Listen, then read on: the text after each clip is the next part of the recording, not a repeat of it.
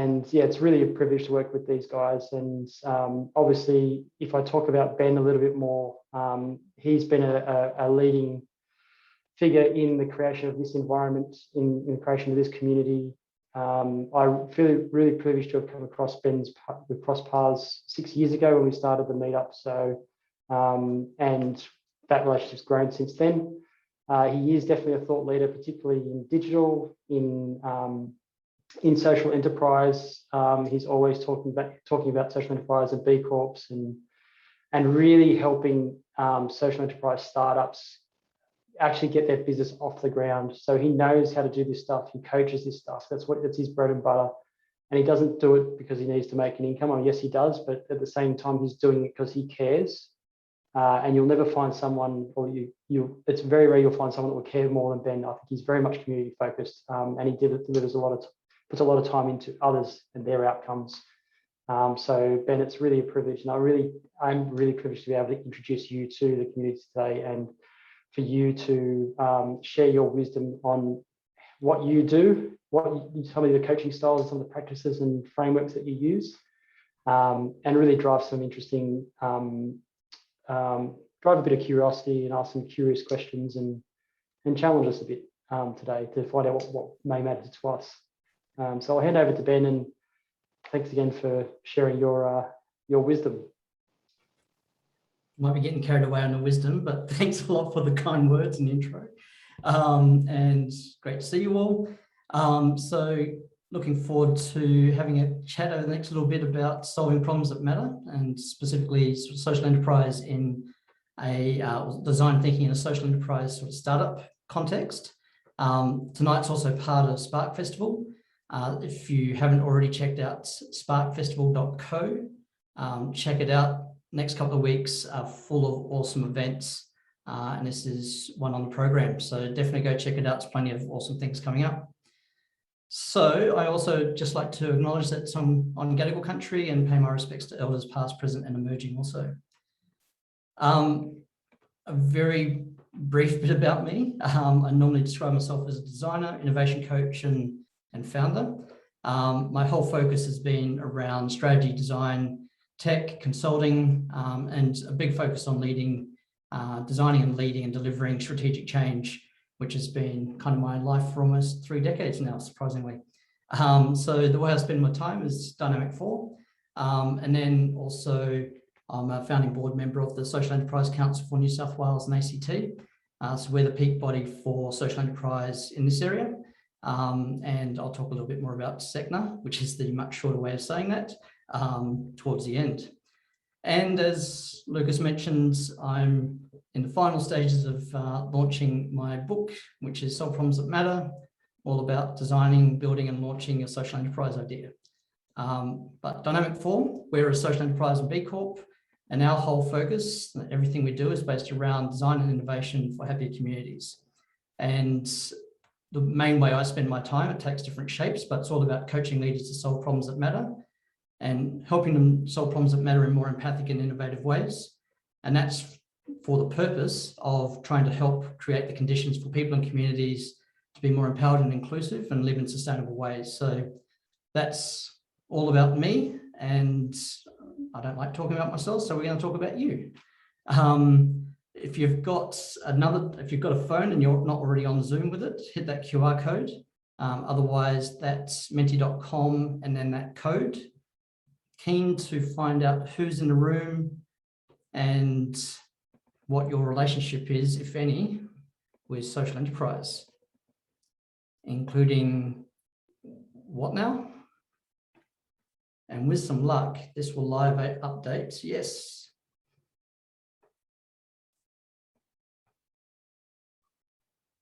So we've got one social curious, awesome.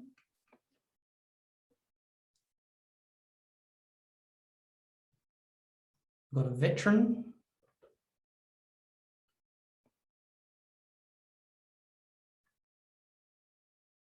We've got a couple who are going, what are you talking about? Which is awesome. Let's move to a few.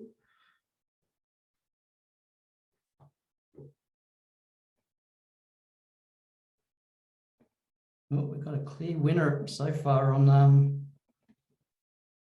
curious.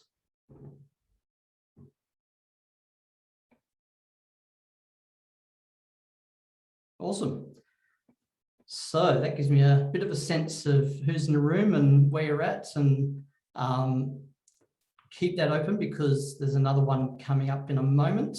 But I kind of anticipated that response. So thankfully, the questions that I'm going to focus on are there or thereabouts, which are, what are these problems that matter and why should I care? How do I actually go about solving them? And then how do I actually make it happen and get it done? So they're the three questions that I'm going to touch on as we go through. So kicking off with, what are these problems that matter? And I'm not here to tell you what problems matter. I'd like you to tell me what matters to you.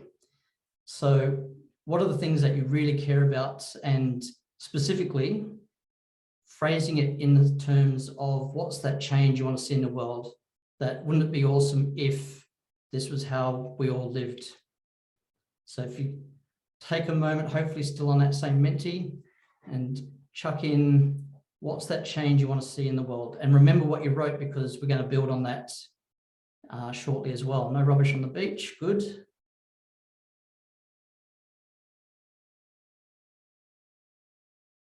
That sounds like Luke. All brands good for the world. And I suspect our only veteran in the room. Racial justice, better access to national policy, being together while we are apart, very timely. Human to human connection, definitely missing at the moment in a lot of ways.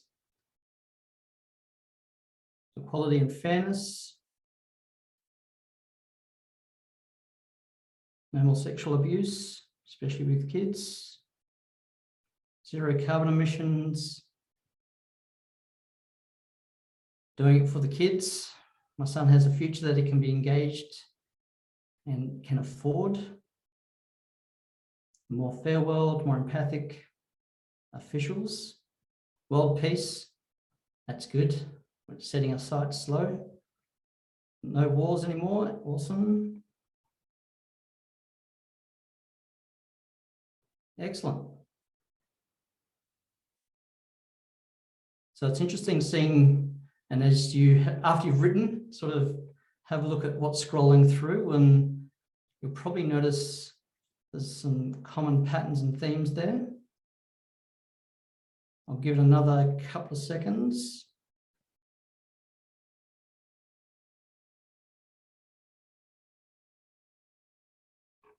A Fed ICAC. Yes, that would be interesting.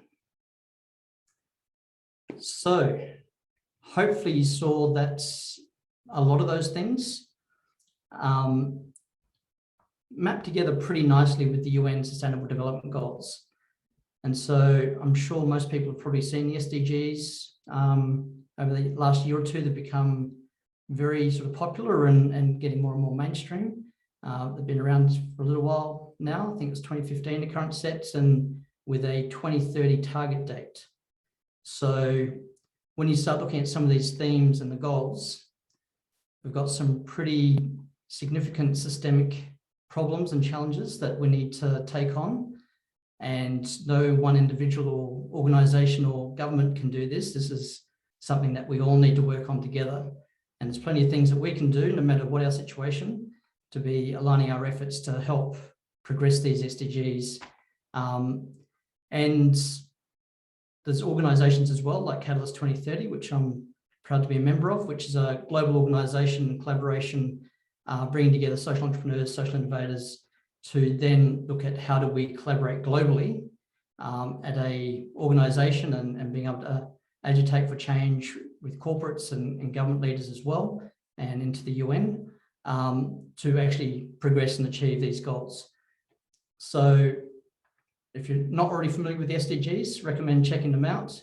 The SDG official website is really detailed. So there's these high-level goals, and everyone sort of knows the icons, hopefully by now, which is awesome. But under each of these are some meaningful targets and measures. And over the last year, they've also been updated with what the impact of the pandemic has been as well, and how we're tracking and what we need to do to be able to start making more progress.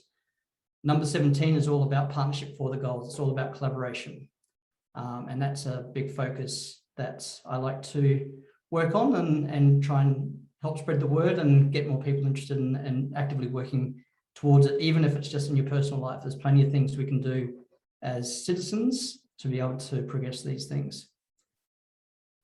And social enterprise, I think, is a really powerful tool to help progress that. So the question of what's a social enterprise, for anyone that's sort of deep in and around the social enterprise sort of sector, this question sends shivers because there is no universally agreed definition. And it's normally the start of a very robust conversation around definitions and boundaries and what's in and what's out and everything else. I thought I'd put what's social traders, so they're the certifying body in Australia. They've recently updated this, their website and their definition as social enterprises are an innovative breed of businesses that exist to create a fairer and more sustainable world. So that's a pretty broad umbrella. And obviously they're a certifier, so there's a whole bunch of attributes underneath that.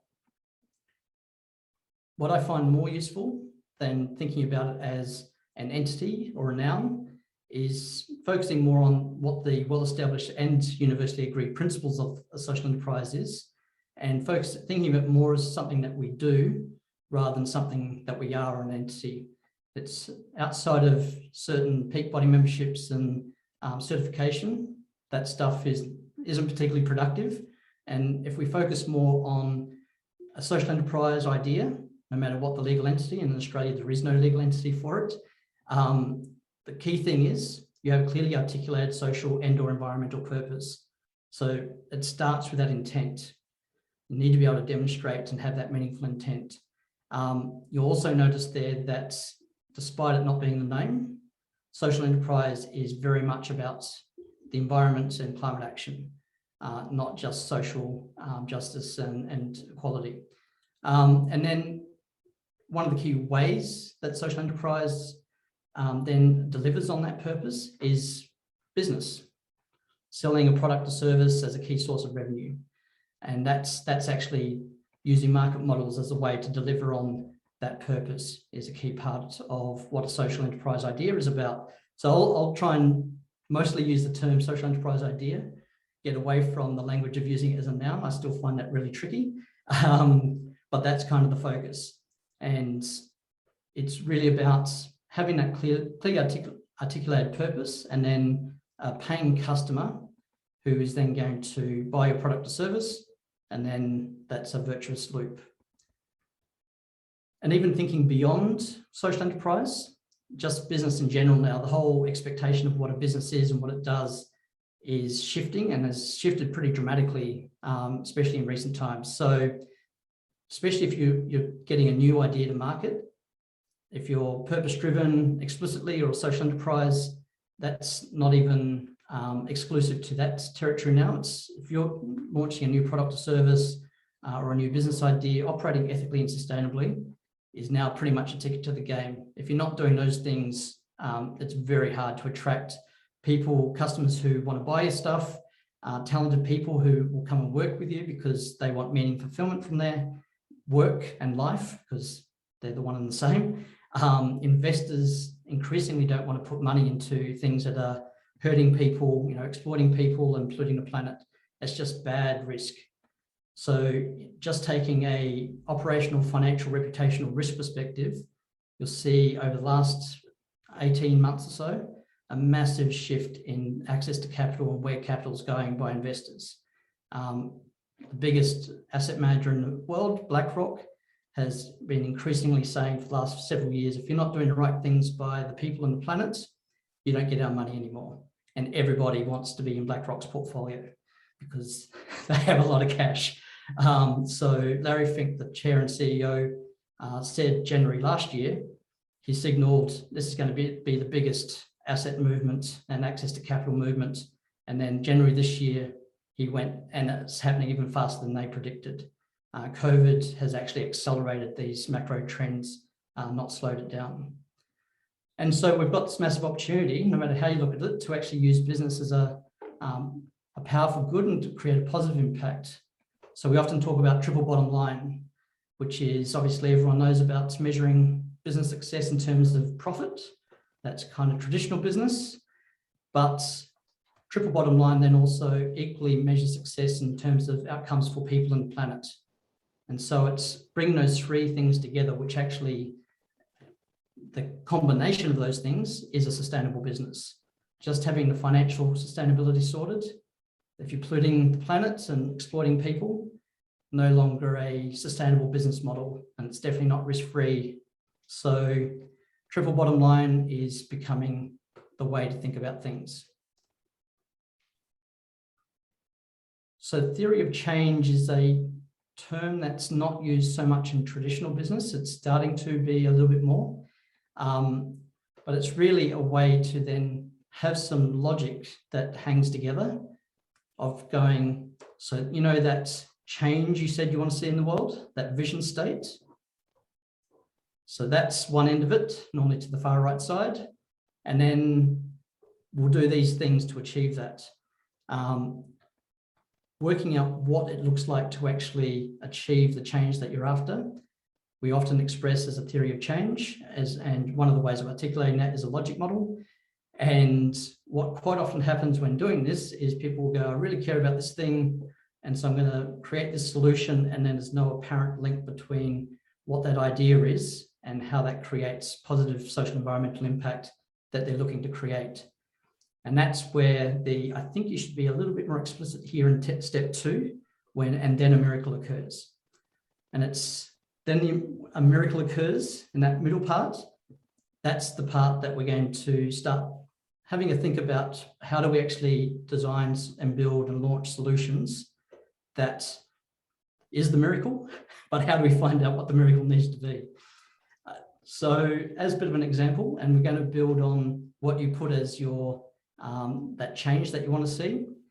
So I use dynamic 4 as an example. So the change, as I sort of mentioned some of this at the beginning, organizations and leaders solve problems that matter in more empathic and innovative ways, and they measure their success in triple bottom line.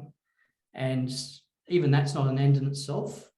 It's so that people and communities have increasing quality of life, they're happier, and they live on a planet that's cleaner and healthier. That's everything that we do on trying to line up against that long-term outcome and impact. And then sort of going, okay, so that's where I'd love to help us get to. Why aren't we there? What's the problem, and what are the causes to that problem? And my theory of it and the way I perceive it, and especially as it relates to something that I might be able to help do something about, is that the way businesses have operated for the last 250 years has been really key in creating and worsening a lot of the problems we experience. It has also lifted a lot of people out of poverty and created a lot of positive outcomes for people as well, but not everyone. And there's definitely been a lot of polluting and exploiting people that's gone along the path there to the benefit of a small number of people, executives and shareholders. So that's kind of hopefully you can see there, the change that I want to see, and then what I've identified as the problem and some of the root cause of that problem. So your turn, in your head, on your phone, on a notebook, whatever, taking that change that you want to see. So you started with what do you really care about? What's that change you want to see in the world? And what's it look like when it's been achieved? So hopefully you had a bit of a sense of that. And then if you think, what's the problem that you want to work on that would help create positive change? Why isn't that a reality today? What's the problem that's stopping that being a reality? And what are some of the causes? As you think about that, who experiences this problem? It's normally, well, there's always some people in the mix that this problem is impacting. What's the context that it impacts them in? So get specific about what's that context. And what do you know right now about the systemic causes of the problem? So I'll give you a couple of minutes to jot down, and based on what you identified, what you think the problem and cause might be.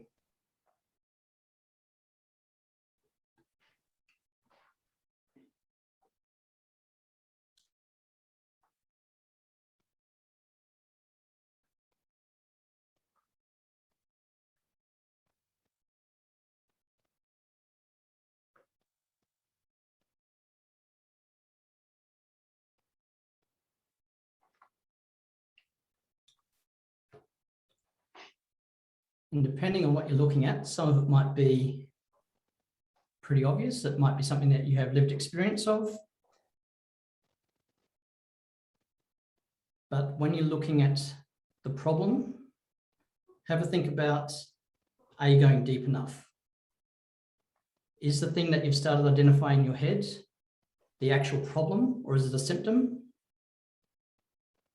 And if you have found the problem, or you think you have, what's the cause? And it's where you can use things like root cause analysis or issue mapping, 5 whys, fishboning, as ways of sort of digging down and trying to go, yeah, but why is that the case? And when did that happen? And why did that happen? And drilling down to get to well below the surface, well below the symptoms, into the meaningful problem that needs to be investigated and researched and discovered.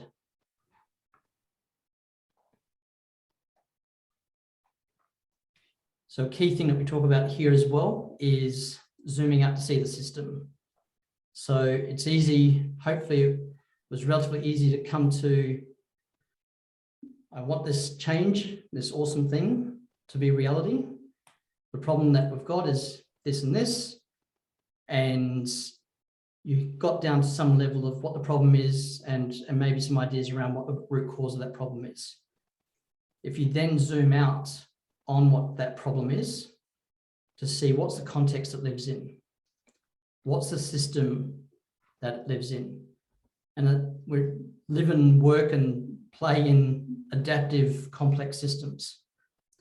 So there's many cause and effect pathways with lots of people and interconnected moving parts, lots of levers and incentives in the system and feedback loops.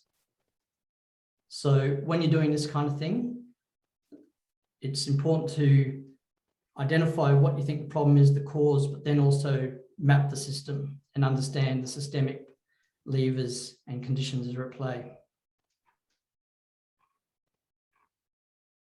One thing I just wanted to raise as well is thinking about problems. And it is a key word in the title of my book, so I thought I'd better address this one head on. What is a problem? It's a situation that's harmful and needs to be dealt with.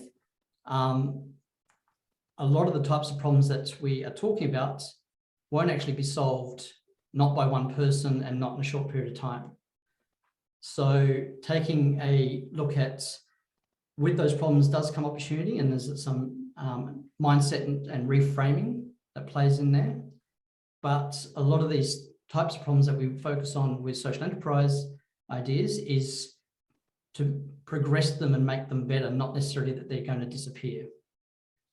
So having some realistic expectations, and we're definitely not going to do any systemic change solo. So there's a lot of collaboration required in understanding and being realistic about the moving parts involved. Some of the other things, looking at how that system's changed over time and what the big patterns and trends are.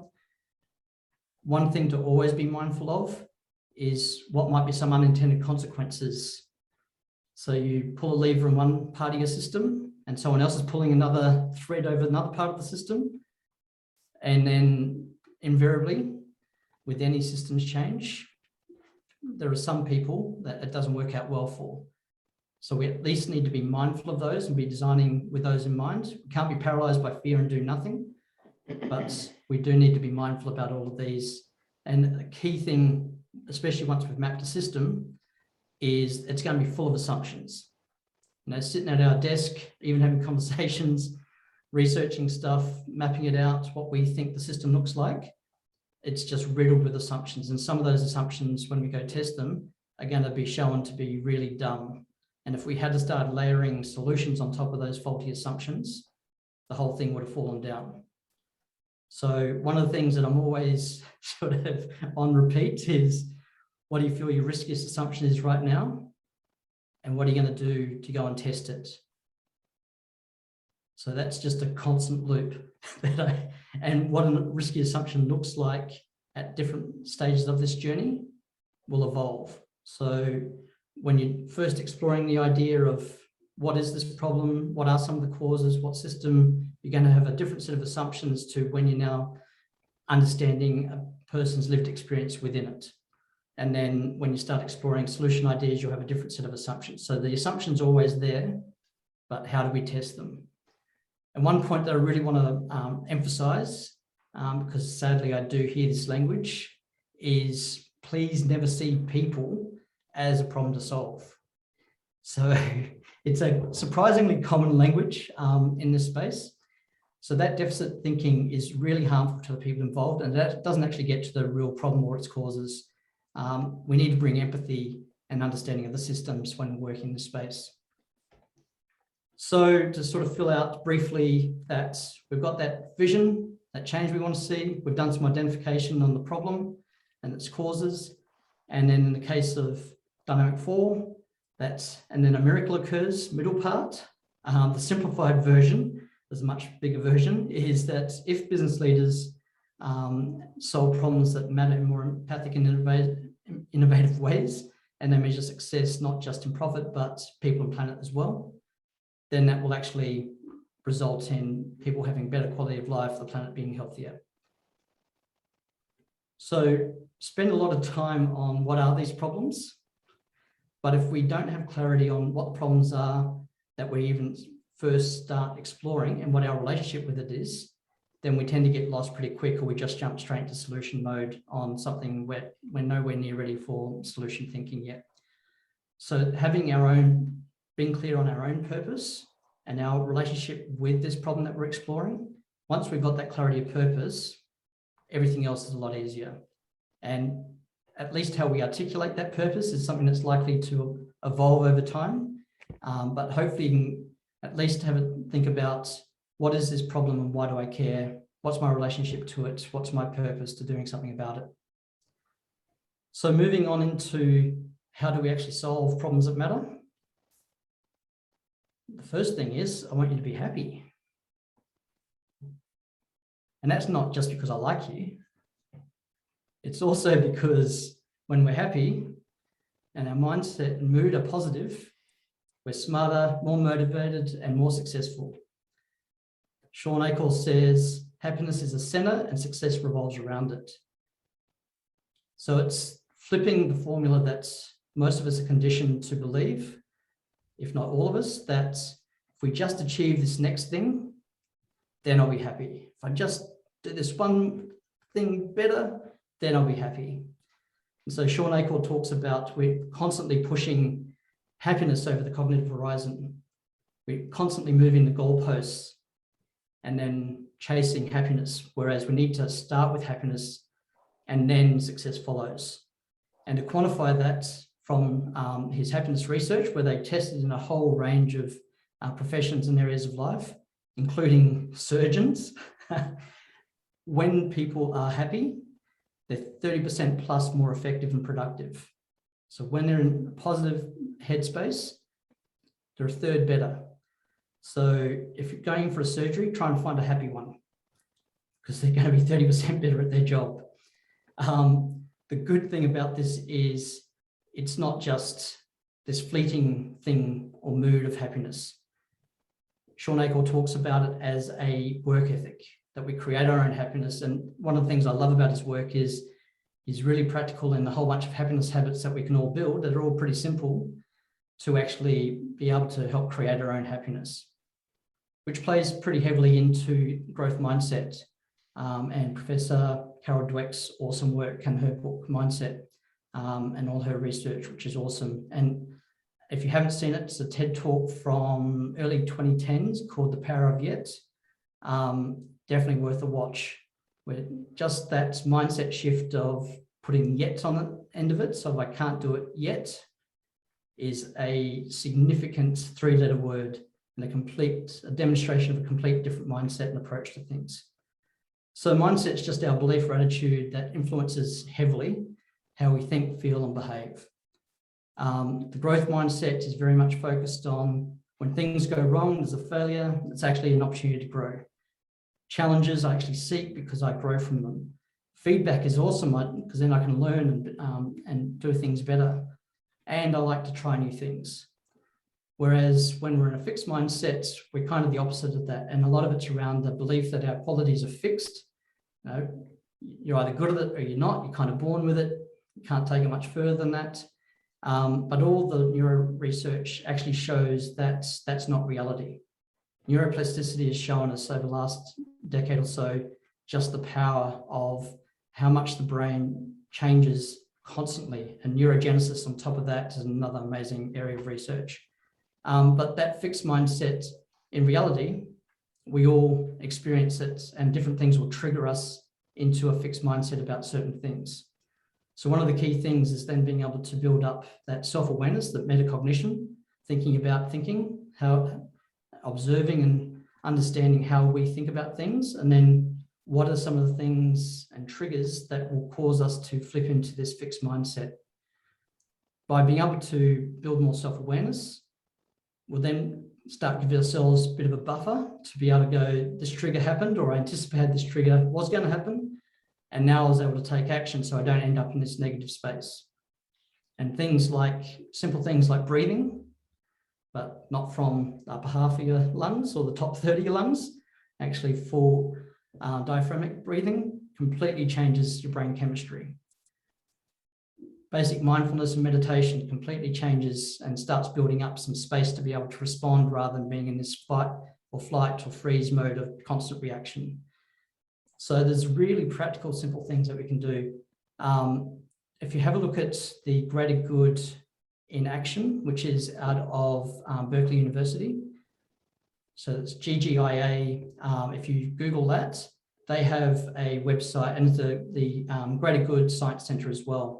But they have just a huge number of free resources available on happiness habits and things that we can practically do that take very little time, a little bit of experimentation to see what works best with you. But there's a 30% gain in being more awesome on the other side of being happy and doing the positive things that we can all do to create our own happiness. So problems, challenges, there's two broad types of challenges.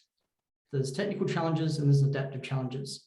And most common leadership failure is that we try to apply technical solutions to what are adaptive challenges. And so technical challenges are when there's a clearly defined problem, we're mostly dealing with facts. An expert or an authority can just get it done. If you think about the change that you want to see in the world, how much of it's technical and how much of it matches more on the right-hand side of the adaptive challenge, where the problem is actually really complex, and even defining what the real problem is actually pretty hard. It's not like an authority or an expert can come in and solve it for everyone. World peace, we've had experts and authorities trying to do that for centuries, thousands of years, but it's actually up to the people to implement their own solutions. Takes a lot longer, requires collaboration, and it tends to be a lot more resistance because it means that we have to change our attitudes and beliefs and behaviors. And when we ask that of ourselves and others, that means change is more challenging, and it's where adaptive leadership and adaptive mindset comes in. And that's the segue to design thinking. So as a key tool to be able to get in and apply some of these approaches, the definition I normally use for design thinking is it's just a human-centered approach to innovation and solving complex problems, especially. And despite it not being in the name, it is as much about thinking as doing. So doing is a massive part, if not the majority, of design thinking as an approach. So hopefully everyone's pretty familiar with the double diamond. I think one of the most beautiful shapes ever created came out of the Design Council in the UK in the early 2000s as a really simple way to abstract the design process as a way of solving problems. So design is just a problem-solving approach. And so by being able to simplify it down to this shape of, there's a problem diamond where we're looking at, are we actually solving the right problem? And there's a solution diamond, is it the right solution for the problem that we identified? And we go through a stage of diverging So when we're in a problem diamond, we're gathering information, exploring, discovering, talking to people, and we can't do that forever. So we need to converge and make sense of it. We get to the point in the middle where we now hopefully have this really sharp clarity. And based on that clarity and understanding now the real problem to solve, which will always be a bit different to what we thought we were starting out with, at a minimum, we'll have a new mental model and language around it because we've spoken to the people who are actually experiencing the problem. Now we go through another divergent process of exploring many possible ways that we might solve that problem. That's where we need to resist not just jumping to the solution idea we had when we started. That's what most of us tend to do, is we'll go do some research, then we'll go and build that platform that we thought about on day one anyway, even though some of our evidence might have led us to actually there might be these other ways that we could solve this problem that might be more meaningful. And then as part of the conversion process in the solution diamond, that's when we're prototyping, testing, iterating, and refining. And in reality, we go through lots of diamonds all the way through. So we're always collecting a bit, making sense of it, collecting a bit more, making sense of that. And it's simplified, but I find it a really powerful mental model for thinking about the problem-solving process. So thinking about that first diamond, the problem diamond, which is my favorite, and the one that everyone wants to skip over and get out of as quick as possible, because it's where there's the most uncertainty and discomfort. We don't know, and we don't like not knowing. So we tend to jump this process and try and get to making up solutions because we feel more comfortable and certain there.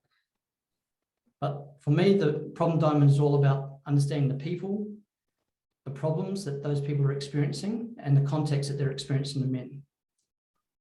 So that's that first diamond, and it's all about getting clarity and building that really deep empathy for the people, the problem, and the context that you're focusing on. Einstein is attributed, at least, with the quote of, if I had an hour to solve a problem, I'd spend 55 minutes thinking about the problem and just 5 minutes thinking about solutions. And the point there is that when we've got this really sharp clarity on the real problem to solve, then solutions come quick and easy. I think most people by now would have seen the Cognitive Biases Codex, over 180 documented cognitive biases. This is a pretty awesome codex, and if you look it up on Wikipedia, it's an interactive version as well, so you can drill down on each of these biases to get more information. But this is what our head looks like. We've all got our own version of these biases that have been shaped by our own lived experience. And the good news, hopefully, is that every other person in the world has their own version of that. So we're all dealing with our own view of the world, which is shaped by how we've lived so far and how we've responded to it. And that's tuned our cognitive biases.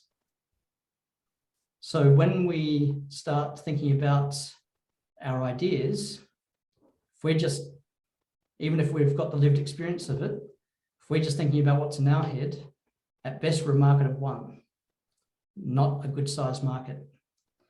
So, and then other people are going to be experiencing in other ways. And that's why we need to go out there and talk to the people who you think your ideal customers are, because we're full of assumptions. And we need to have assumptions. We're always going to have incomplete and inaccurate information. There's no such thing as perfect information. If we waited for that, we'd never do anything. So we do need to make assumptions, but we need to do them mindfully and identify which ones are the risky ones and go test that thinking quickly and continue testing that thinking as we iterate through.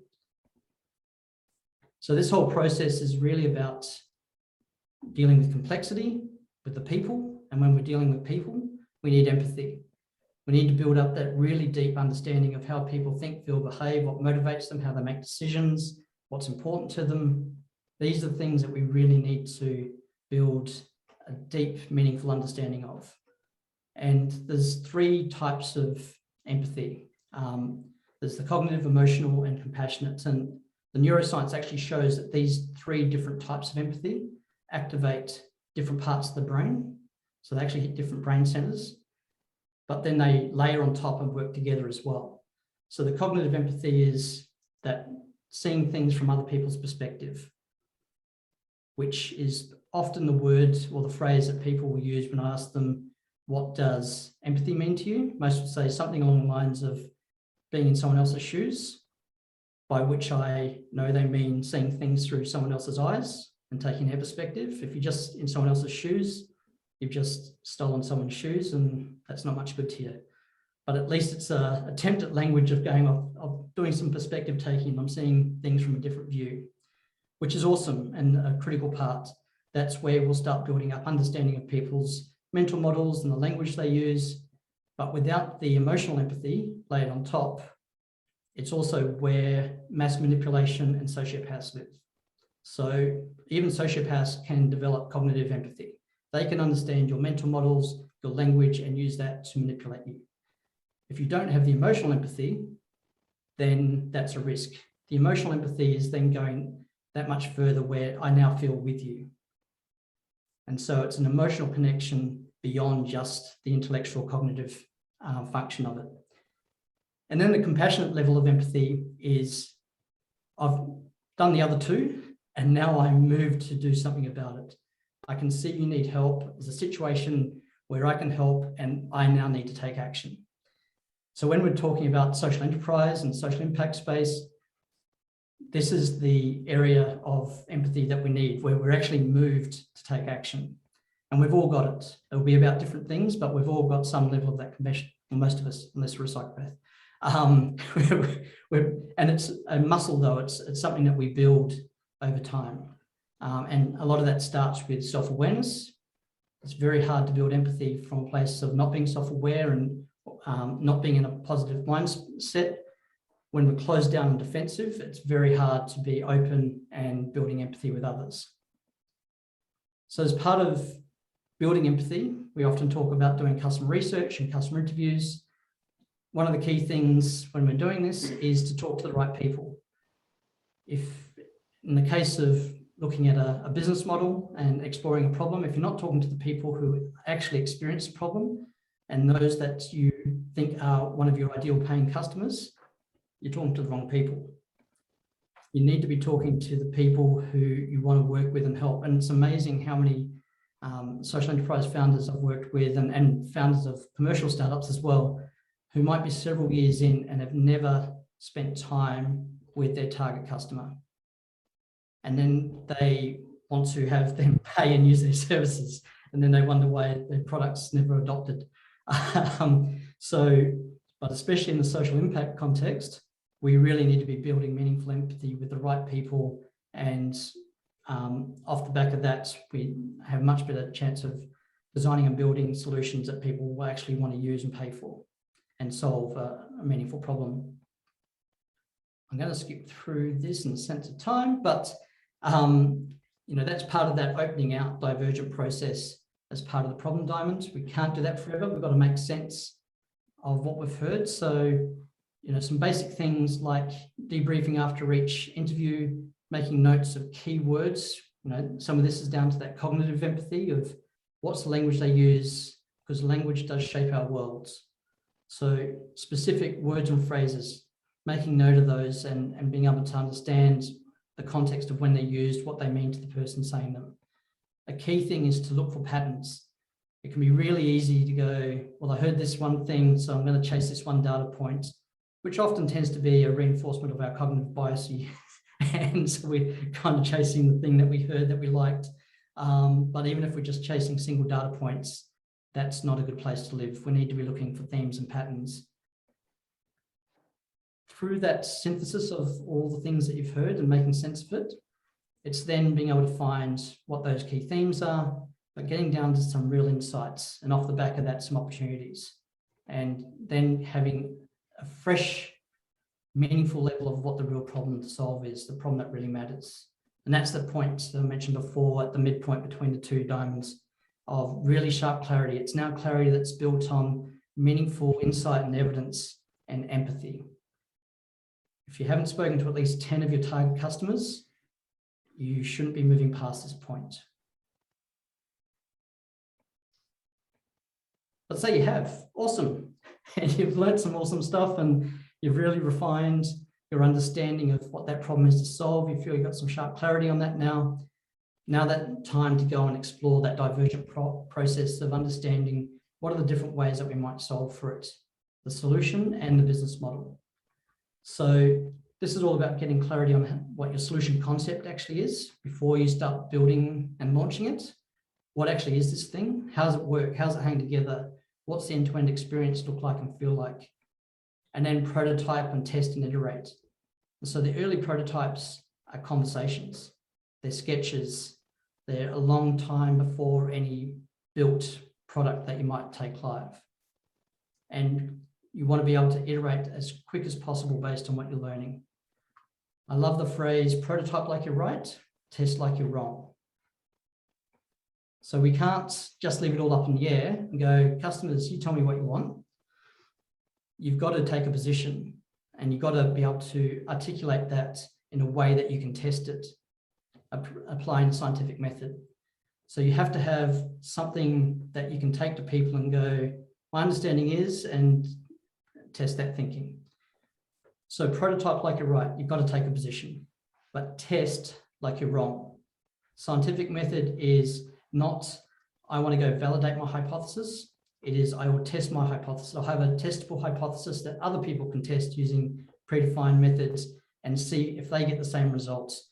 And I want to show to myself, and I want other people to show to me where I'm wrong so I can make it better. That's the mindset to bring into this.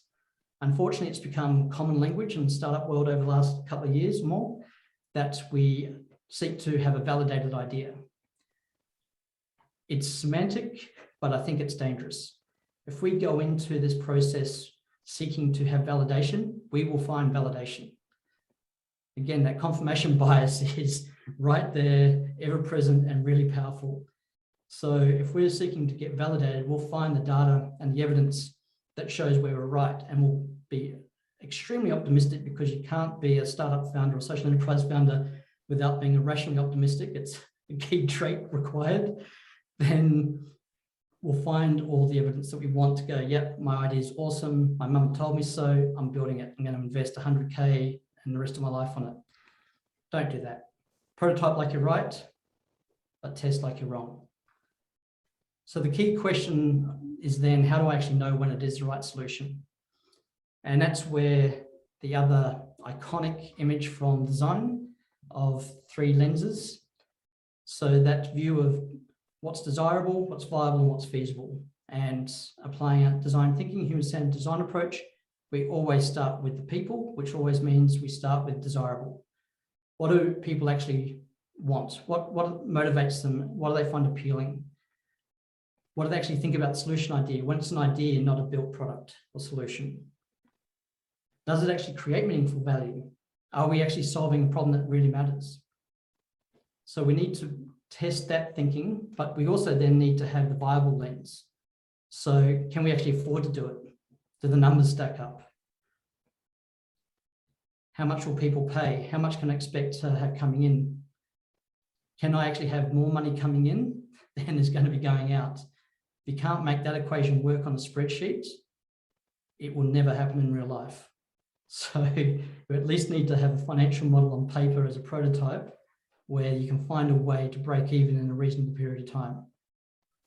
And then the feasible, can we actually do it? Have we got the skills, or can we get the skills in to design, build and launch this thing and continue to run it after it is live? And are we the right people to be doing it? It's an unpopular question, that one, and we tend to think that we're the right person for everything. I know I do. But sometimes we're not the right person, or we at least need to be partnering and collaborating with some other people who are the right people. So the solution concept, explore multiple concepts, don't fall in love with your first idea. We all do it, but resist that urge. At least go through the process of exploring multiple ways to solve the problem that you've identified and got sharp clarity on.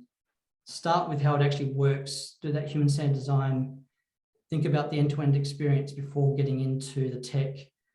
And one of the key things here is the business model has to work and it has to iterate with the solution. One of the most common things that founders do, and I've done it myself far too many times, even though I know better, I haven't necessarily always done better, is we try to solve business model problems with product features. So we go, okay, no one's buying this thing, or I don't want to release it into the world. We just need this one more feature. It needs to be just a little bit more polished, or it needs this thing. Whereas we haven't actually tested the underlying business model. And if we did that, we'd find out that actually that value prop, even as a statement, doesn't resonate with the target customer. So that needs to iterate before we even think about what the solution might be on top of it. And having said that, one of the key things we tend to do is we'll have just one more feature. It'll be just, it's really ugly and it doesn't quite work how I'd like, and it's not perfect yet, so I'm going to keep it in the dark room for another 2 years. The famous quote from Reid Hoffman, the founder of LinkedIn: if you're not embarrassed by the first version of your product, you've launched too late. So we have to do this in public. We have to apply our growth mindset and be willing to fail, and fail in sometimes public ways, and use that as a learning mechanism. We always want to do safe to fail experiments, especially in a social impact context, but we need to be out there doing it with people publicly. The number of startups that live in stealth mode and never come out of it, because if your idea can't survive contact with other people hearing about it, you don't have a startup idea. It's if you're going to be blown out of the water just by somebody hearing about your idea and someone can do it better and faster than you, you're not going to win, especially players that have got more resources. So, and there's always plenty of those. So being out there, being collaborative, doing it in public is a much better way to go. So the final question, home stretch, how do I actually make it happen? So this is all about getting into your rhythm of prioritizing, planning, and reviewing it. And the key purpose and objective here is to build momentum. So this is the area where things tend to be, it's a bit of planning and it's a bit of strategy, and it's starting to get down to, if I put this on paper, I start getting some answers that I don't necessarily love, and it can be quite confronting. So founders especially tend to do no detailed planning, or go the other way and do really detailed planning as a way to procrastinate testing the risky parts of their idea. What I recommend, and most of this I apply myself, and I've over the years built up a workable rhythm that at least works for me, and you'll need to experiment with what works for you.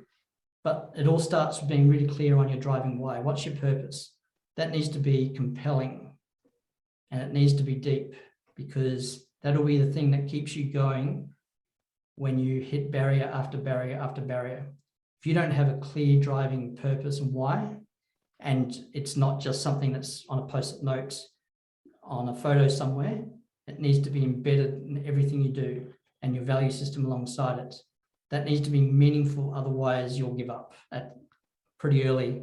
And I think it was Steve Jobs that said something along the lines of, the key attribute of a successful founder is they persist. So you do have to be pretty stubborn. You have to keep going, and to be able to do that, having a very clear purpose and driving why is key. Another one, so right back to the beginning, that change you want to see in the world, that vision, it can be very easy to have that as that abstract thing, that 10-year big, hairy, audacious goal, the BHAG. Quite often that's left at this big abstract thing of, I want this awesome thing one day. For me personally, and other people I've worked with, that doesn't usually carry much weight and isn't particularly useful. What I recommend doing is actually start contextualizing it, wrapping reality around it and casting forward a bit. So I ask questions of myself and when I'm coaching people, of what's your life look like in 10 years? 2031, how old are you? How old are your friends and family? Where do you think you'll be living? What do you think some of the big macro trends are likely to be? What would you like your social enterprise idea to be looking like? Do you want to be working in it full time, or do you want to be having it as a side thing? Is this a big thing, or is this a little community project? It's get detailed and nuanced and paint that out as a picture, and then take that 10-year view and chunk it down to something a little bit more manageable, like 3 years. Now we can start making more concrete plans around that. And then bring that even closer to 1 year targets and plans, and using things like OKRs, which I'm not going to go into tonight, but I do in the book. So having clear ways to then be able to know what's this objective actually going after, and what are some key results of knowing how we're tracking against it. And not in a binary, I did it or I didn't do it way, which traditional KPIs tend to be more that headspace. OKRs, you're looking for a 70%. I got 70% there is actually a really good result. And so one of the key reasons I like OKRs over some of the traditional methods is it has a different mindset of what success looks like. So it's less about the binary outcome and then beating yourself up when you don't get to 100%. You can recognize success by getting to 50, 60, 70%. But all of this is about building your rhythm. And one cautionary tale, and Luke and I have way too many conversations about this over the years. Don't get distracted hunting for the perfect planning tool. It doesn't exist. And you'll trial every product out there, and you'll have a whole bunch of data in one, and then you'll move it to another, and then you'll lose some, and then you're just constantly trialing products.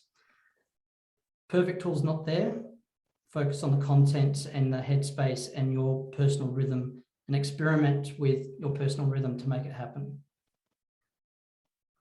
So other ways to make it happen. That's why I wrote Solve Problems That Matter. So it's based on, it's a 90-day program. It's based as a starting point, at least around 90-day program, all about how to take a human-centered design approach to designing, building, launching the social enterprise idea and getting into that rhythm to build momentum. So it's that whole life cycle. It's based around 90 days because that tends to be a good sort of frame of time to get through and build momentum. But in the first sprints, the sprint 0, people doing the program will actually adapt their timeline to what their personal situation. But having that as a plan, as opposed to just this ends thing that then takes 7 years and I'm still talking to the second customer. So taking that approach, and I've built this, I've written the book, and this is all based on our Jetpack program, which is an incubator for early stage social enterprise ideas. We started in 2014. So it's based on working and being through this cycle and iterated and refined over and over. And I've had the privilege of coaching thousands of leaders and designers and not-for-profit leaders and university students. So it's all taking all of that experience and running my own social enterprises as well, and putting that into an approach which I've found has worked. One of the other key things is doing a social enterprise idea, doing a startup can be really lonely. You can feel very isolated, and it's really important to go and find a community. That's part of those happiness habits. We need to be around other people, even if it's might be primarily virtually and by screen at the moment. That human connection is really important. So finding other people who are on a similar sort of journey or similar value systems, similar interests is really important. And that's where I invest a whole bunch of my time helping build different communities and ecosystems. A couple, obviously, you're here, SydDT, which we started almost 6.5 years ago now. It's amazing that it's grown to over 8,000 members. Definitely not what we thought would be the case when we started it. There wasn't really any thought, but it's amazing having an awesome design community and a strong focus as part of design thinking in SydDT around that solving problems that matter, complex problems around social environmental challenges. As I mentioned earlier, SECNA, so peak body for social enterprise and social enterprise curious supporters in New South Wales and ACT. If you're in Australia but not in New South Wales or ACT, if you go to ascena.org.au, that's the alliance at the national level. So all the state and territory peak bodies are members of Ascena, and on their website you'll be able to find the state or territory that you're in. We've now got national coverage, and I think Tassie might still be, they're in progress, but they might not have it up yet. Next year, Brisbane technically, but it'll be throughout Australia, we're hosting the Social Enterprise World Forum. So it was on just a couple of weeks ago in Nova Scotia, and next year, and all things heading hopefully in a positive direction or a COVID negative direction. It'll be a proper international event again with people in real life. So check it out, lots going on. And then there's the B Corp community as well. There's lots of other awesome design communities, CCX, EUX, IXDA, UX Book Club, Product Book Club. Shout out to all the acronyms around UX product design. Thanks, Kevin. And so it's awesome to have a thriving design ecosystem, and a heavy focus as part of that on having a positive impact as well. And so, question time. We're done for time. Whew. Yeah, so that was great. I think what I might do, Ben, and I might hand off to people in the call who are willing to ask their question. But I know Kate, and I think you did answer this question, Ben, but I'll ask Kate's question around what are the best tools to evaluate or think about risky futures and unintended consequences. So yeah, interested to get your point of view. I think you did answer it, but maybe it's good to recap that. The tools side of it, there are products out there, but nothing replaces the thinking. And even the products need the thinking. And as much as possible, not just having your own perspective. So finding some version of your team. In the early stages, you tend to be flying solo, but think about your broader supporter network and other people who would be willing to play in some of those conversations. If you can find some people who are actually a target audience to be part of those conversations, to really map the system, understand it, and some basic tools in terms of process more than tooling tools, then how to map a system is a useful thing to know. It is a pretty complex and rapidly becomes a very academic field. But just understanding here are the actors, the key people in the system, here are the feedback loops, here's the different levers and incentives in the system. This is a positive feedback loop, this is a negative feedback loop, by whose perspective, what are the boundaries on the system that you're looking at, where does that boundary of the system start butting up and interacting with other systems. It's all of that thinking that needs to come first. And then there are tools like Wicked Labs have out of Adelaide, Dr. Sharon. They have an awesome systems mapping and issues mapping tool, which will then look at network effects and things like that as well. But start on whiteboards or Post-its or whatever, and get the major pieces out and cluster them and find the themes, find the interactions between those. And I can send a link, it's actually in the book, but I can send a link as well. There's a couple of really awesome resources to guide you through the thinking of how to map the system and what the key questions to ask are and the key things to look at. Visualizing a systems map takes endless number of shapes. Most of them are very complex. And most of the value tends to be in the conversation and thinking of them as opposed to the output and the end artifact, because we're dealing with complex adaptive systems.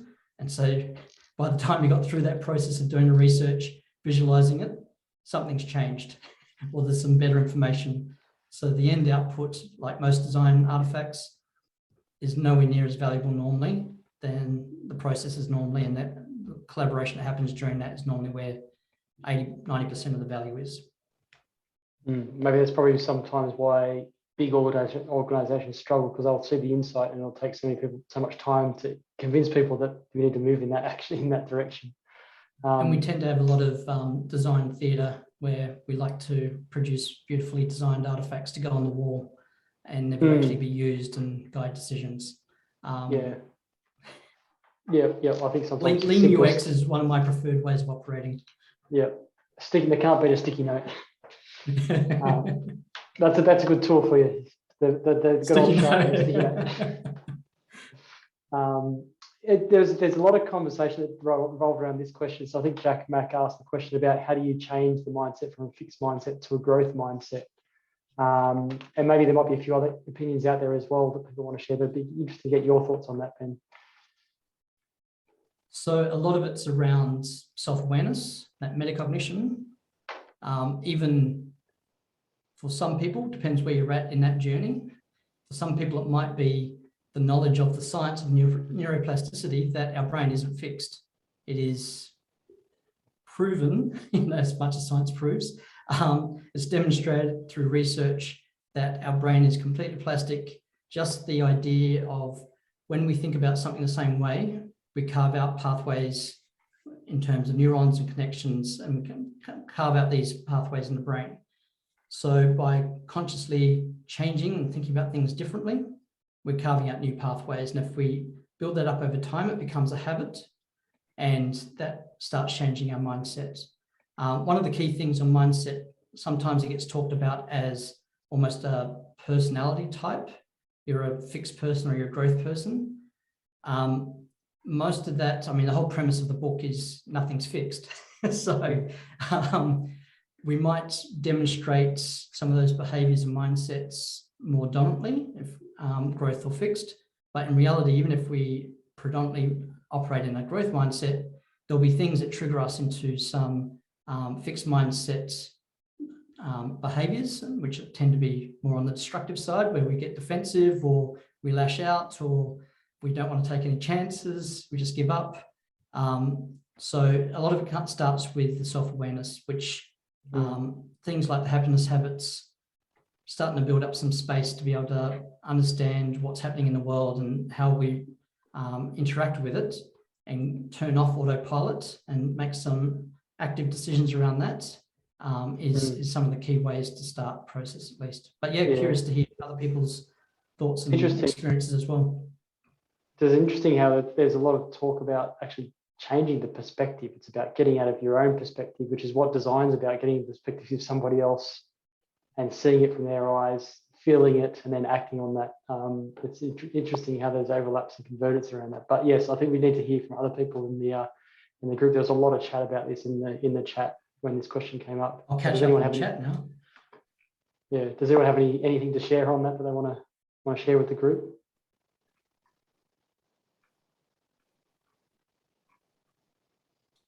I went through my own 2 cents worth in there while I was. Does anyone have any questions to ask Ben that they want to speak up rather than listening to me monologue all night and Ben? There's more interesting people out there than us too. Definitely. Ben, when are you going to release your book? It is, so the teaser is out today, so you can get a more detailed look at how it all hangs together, and a partial sample of a few of the chapters. Jackie's on the call, and she's my book coach and editor, and she hasn't approved said PDF yet, so there will be a new revision coming. It also hasn't gone to the proofreader, so it will be iterating. I am definitely viewing this whole thing as more of a product than a traditional book. The whole idea of having a static thing that's bound by print, I'm not a big fan of, because I'm learning every day and experimenting constantly.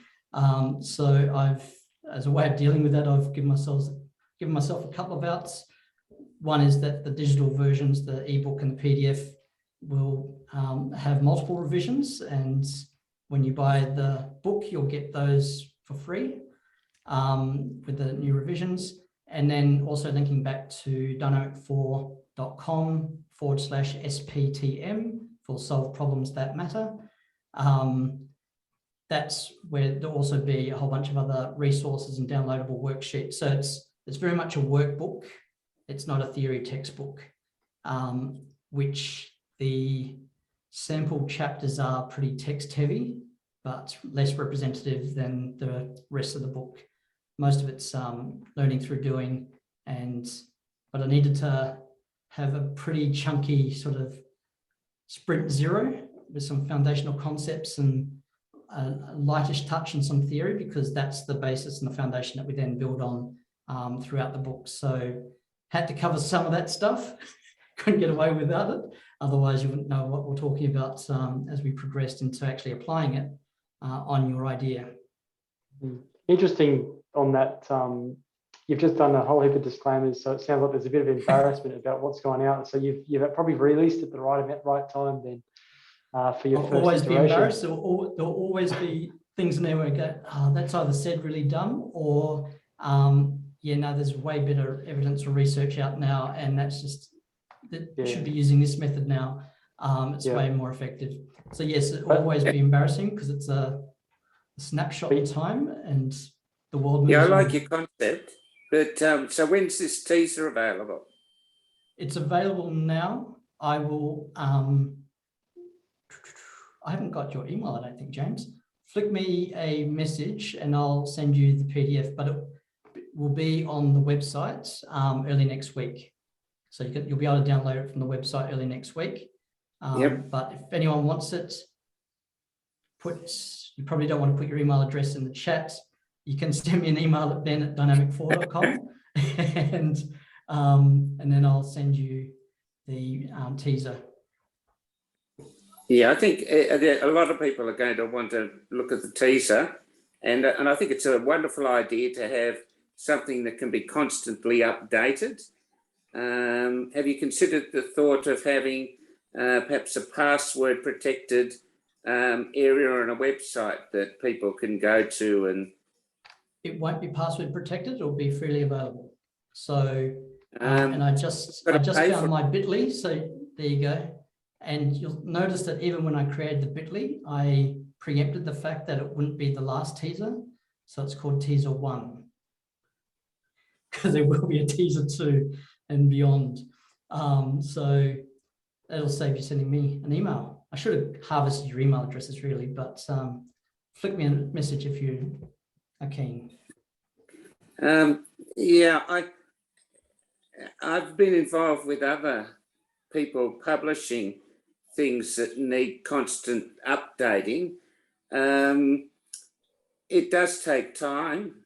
It does take you away from earning money otherwise, and people are very happy that they can get access to that information. I suggest that there should be at least some sort of a subscription. Possibly in the future, but the whole reason I wrote the book and getting it out there is our jetpack program is pretty Sydney-centric. We do work with people across Australia and we do hybrid, but it's at a price point that doesn't necessarily suit everyone. And so this was a key way to be able to get some of the key content and program out to a global audience at a much cheaper price point, and as a self-serve, DIY.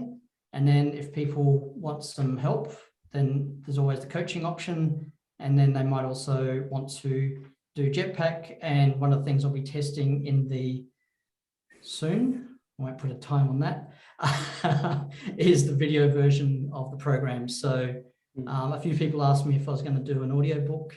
And my thinking at this point, at least, is no. I'll be doing a video version of the program. And another quick shout out. So I've got a bunch, but I'm looking for a pot of questions that people exploring their social enterprise idea might be, what's the biggest challenge you're facing right now? So that will then go into a pot, a bit of theming happening at the moment, and then just, it's been on the to-do list for about 6 years or more to then do just some short video on YouTube replies and cover off some of those as another way to get some of this stuff out to people at free to low to no price point. Maybe two last questions that I'm seeing in here. I think there's one that was asked twice. So what makes a purpose compelling? And as you close, Ben, because I think we probably need to close the call soon. We do. What, if there was one thing you could change in the world, anything in the world, but only one thing, what would it be? So what makes a purpose? That was Omar, wasn't it? I think I saw Omar's question. Yep. And they'd be nice things to close out on. The one thing? What makes a purpose compelling? Okay, purpose compelling first. So yep. That would, will this work? That would be, it depends. Compelling to who? In what context? Why? I can't answer that question. I don't know who the people are that it needs to be compelling with and for. So if you sit in a dark room with your awesome purpose and this amazing value prop that you love, and you don't talk to the people that you think you're doing it with and for, then you're at a very high risk of being sad that no one wants it. So what makes it compelling? It depends. You got to go talk to the people who it's supposed to be compelling for. And then the one change is that people are happier. Yeah. Because off the back of that, all the other good stuff happens. Happy people solve problems, which means we end up being more empowered and inclusive, which is the other key part of my purpose. And we then solve problems and do things in more sustainable ways, so we have a cleaner planet to live on. But if we can get ourselves and each other happier, ultimately we can only get ourselves happier. No one else can make us happy. So if we can do that, we recognize that it's in our control and take the steps to build our own happiness habits, awesome stuff will come off the back of that. Yeah, maybe I'm also wondering, there's probably a number of questions you haven't answered. Maybe should we try and collate these, and Kate, is there any way we can extract the questions and maybe just... I can just save chat and I'll filter through them. Yeah, then maybe we can respond. And if there's any questions that you want to have answered in a video reply, then flick me a message at ben@dynamic4.com or hit me up on LinkedIn, which is probably a nice segue to that. If we're not already connected, let's connect. That QR code will take you to my LinkedIn profile. But yeah, keen to hear what's your biggest challenge, biggest question that you've got as it relates to social enterprise. And I'll be more than happy to help where I can.